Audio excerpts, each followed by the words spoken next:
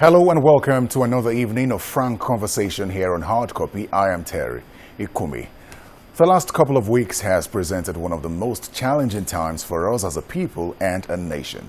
And if we're to go by what we hear from the authorities, it doesn't seem the worst is over yet, as we've been told to prepare for tougher times.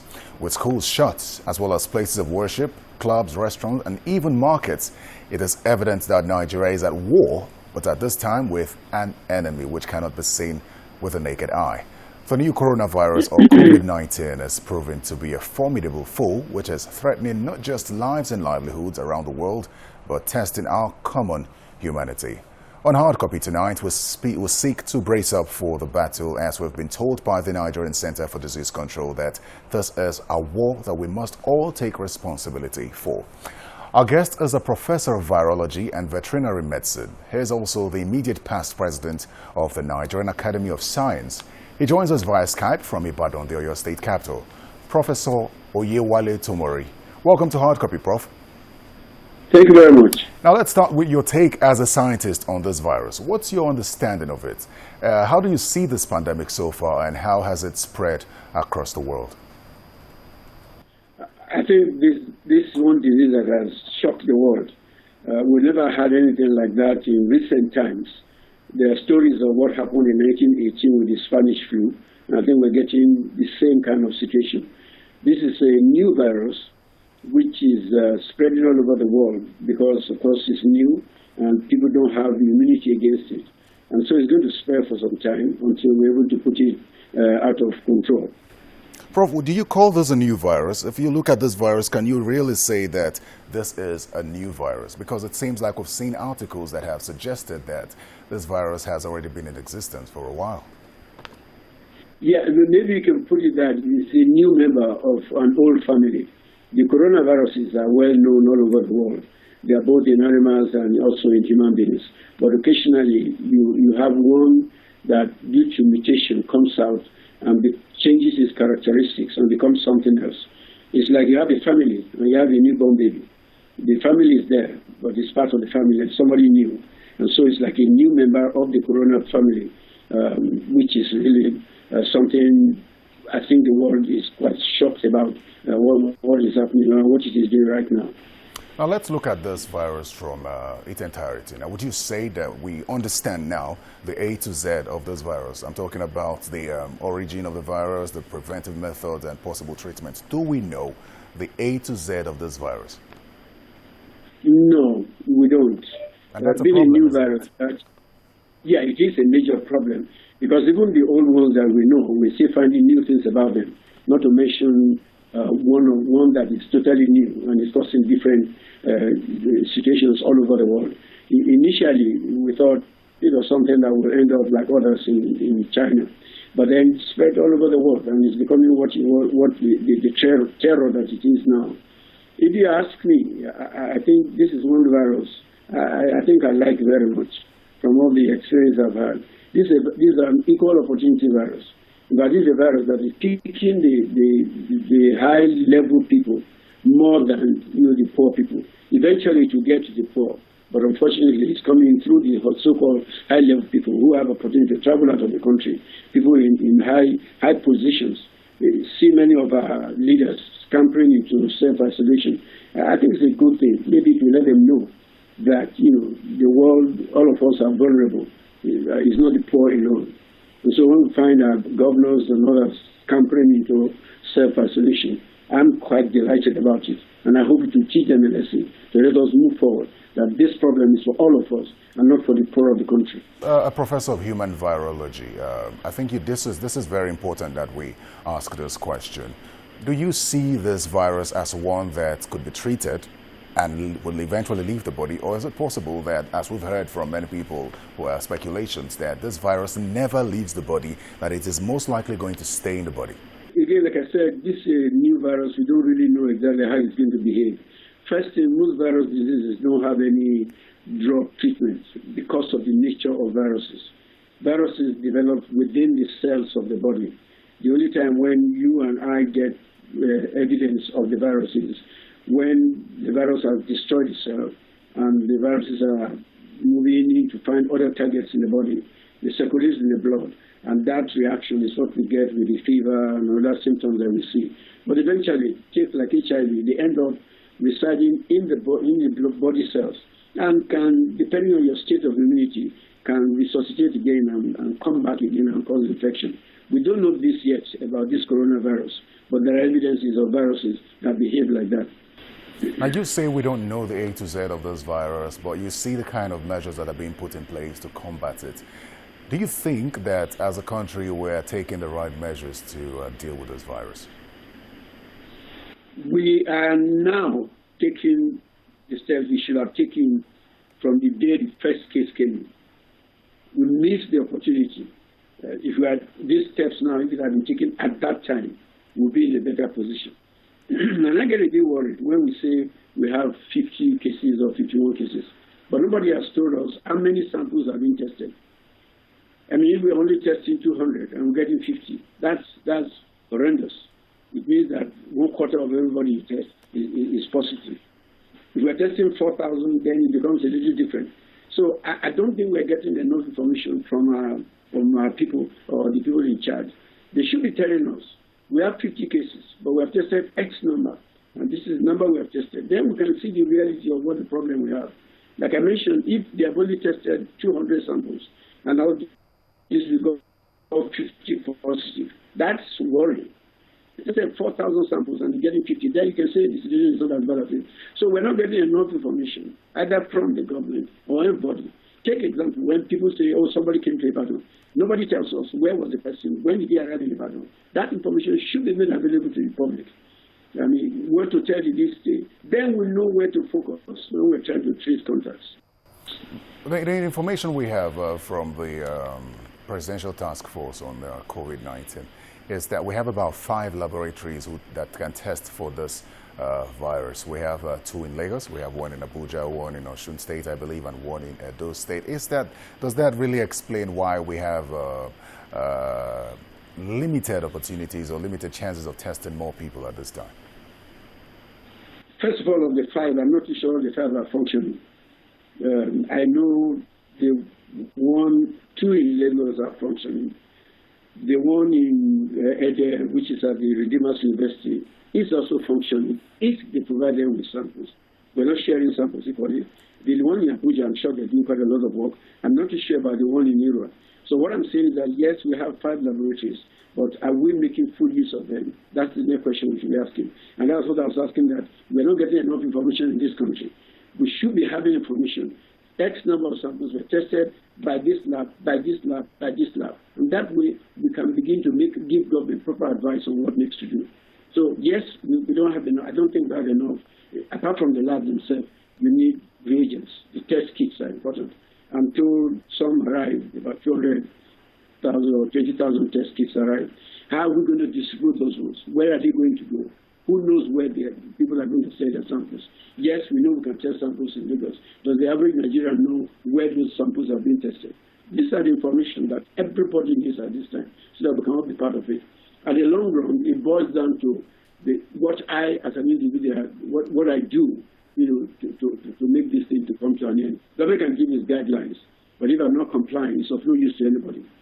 So the government should put more effort on what the individual is doing and provide them with enough information so that they can take the right steps that need to be taken.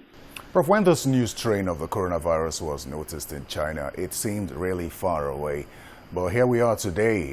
It's with us and spreading. How would you rate how we've responded to this virus so far? For me, I wish we had done what we're doing now when the first case came in.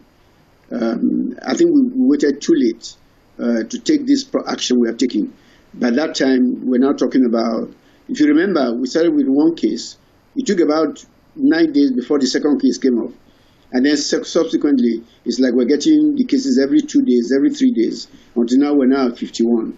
I think there was one particularly, we had almost about 10 cases. And that was brought about by the number of people coming into the country. The problem with this is that at the border, at the airport and things, all they can do is check your temperature. You may not be having temperature at that time. But our follow-up after that, I think that's where we had a bit of a problem. And people were not being honest. Some of the forms they were filling, they already put their names, and you actually had to go back to the manifest to get them.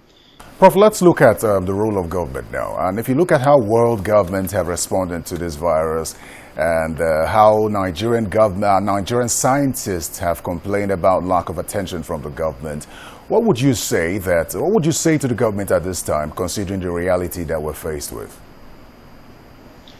You know, when I started, I said this is an equal opportunity virus.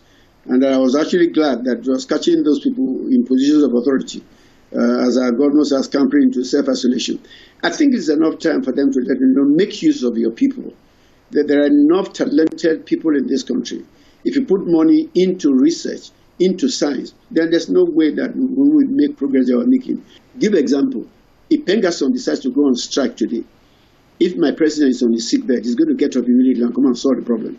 If ASU goes on strike, 1 year after, we're still asking, are they on strike? It's a matter of relevance.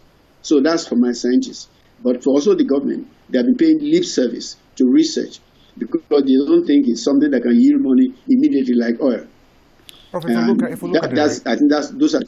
we look at the reality before us, it will suggest that this is not the last time we will have something life-threatening like this, a virus life-threatening like this. So we're looking at the long term and how we could be better prepared for something like this. You mentioned how scientists have been neglected. Some others would say that it doesn't just start with scientists that are already established. It starts with science generally from the basic level. What would you say about that? Fantastic. You've taken the word out of my mouth. The education does not begin at the university level. Education begins at home. To get the scientists of the future, you have to start them from the primary school. You have to bring science into primary school. You have to bring science to secondary school. And you have to get people involved in science right from day one.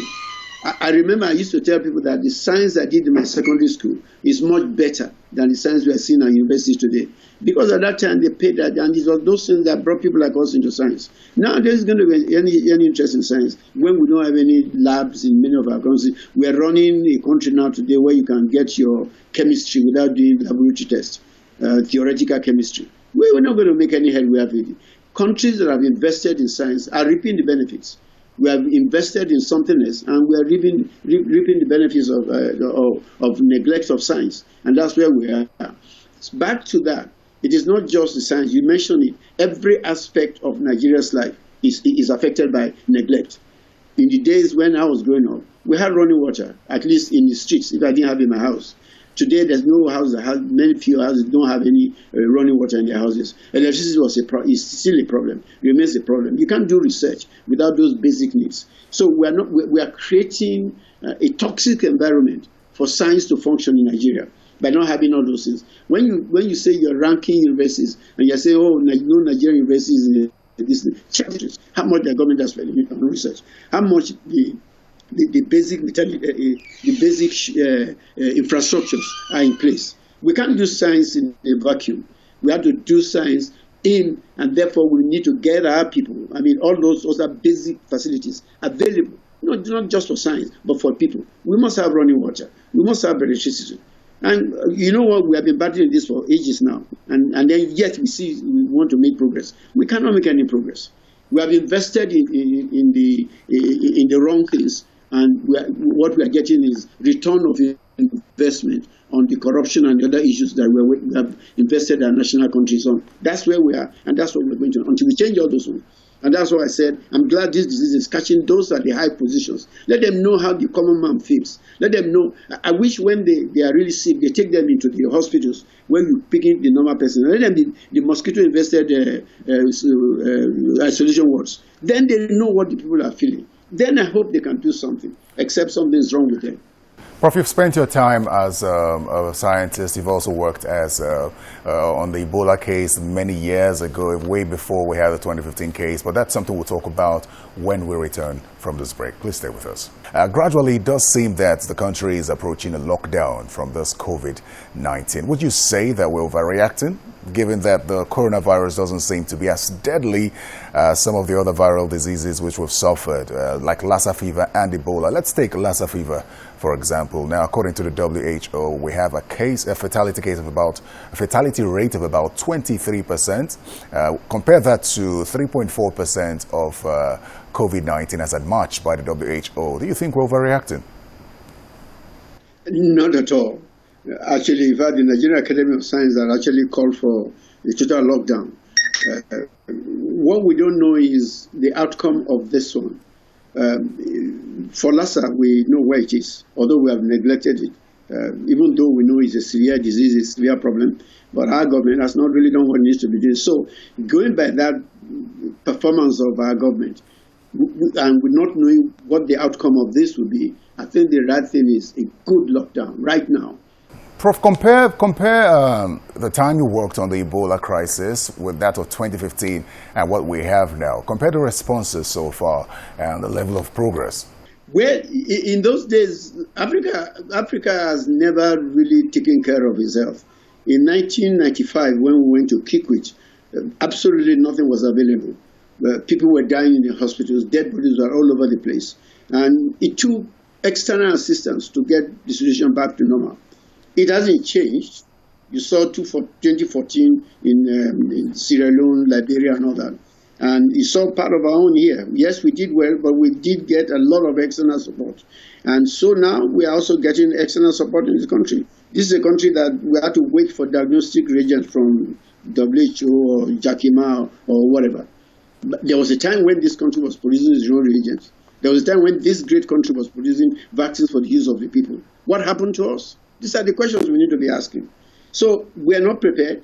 We have never been prepared. We will never be prepared unless we change our attitude.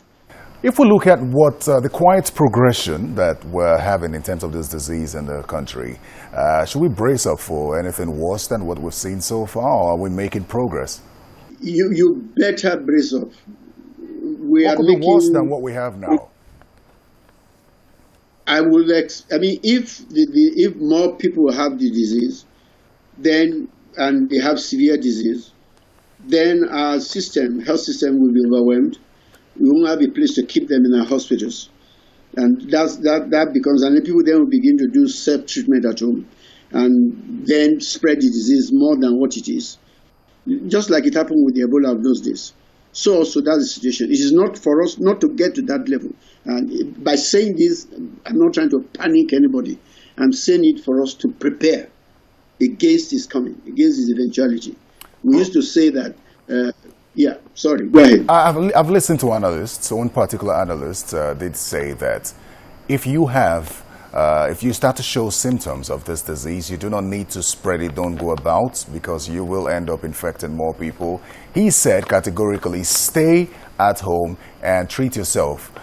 You talked about treatment. We don't know what kind of treatments are being given out to the victims, better still, people who already have the virus at this time.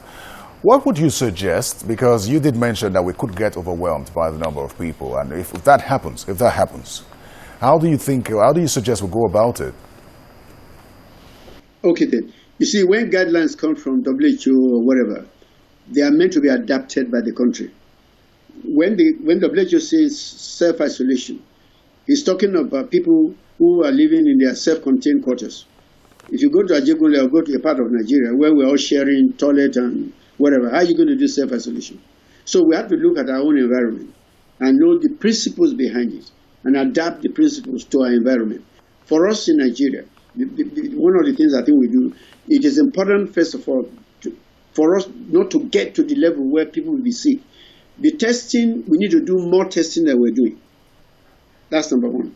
And now we don't have anybody coming from outside, so that has reduced the possibility of more cases coming in. But for what we have, we need to improve on our contact tracing. All the positive cases we have, find out about who and who, where they were, did they stay in hotel, are they at home, whatever it is they are doing, what day were they in one place, and then we can then do a proper study to find out who the contacts could have been. Then monitor those contacts.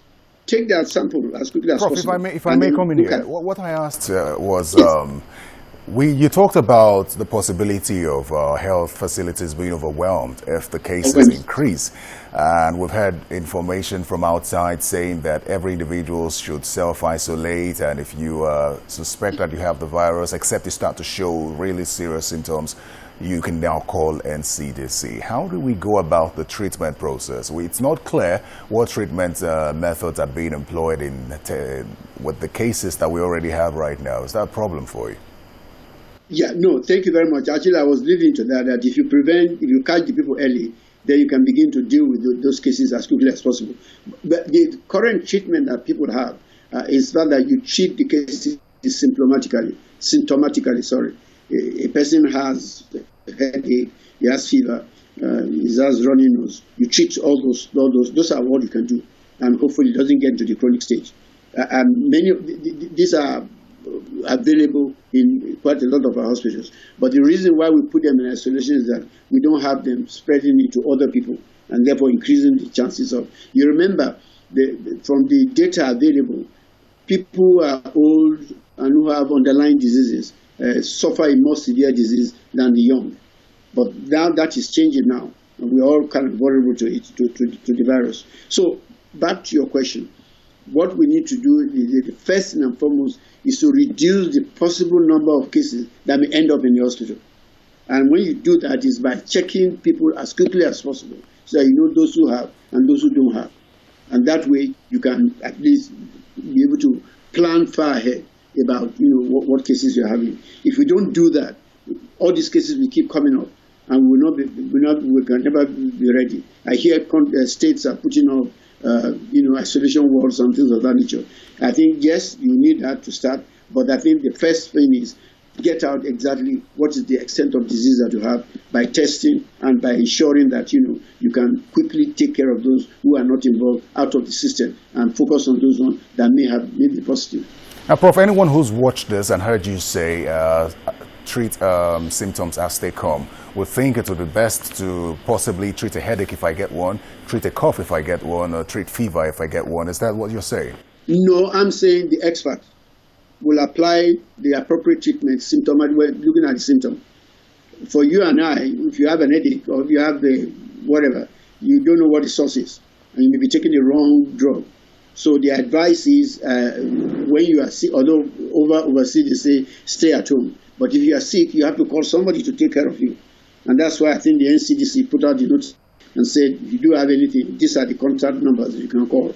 The Lagos state government and a few other governments are also calling people out and say, when you see anybody that is sick, get in touch with this number. Then they take you to an isolation ward where the symptoms or the treatment I'm talking about will be administered. It's not self-administration I'm talking about.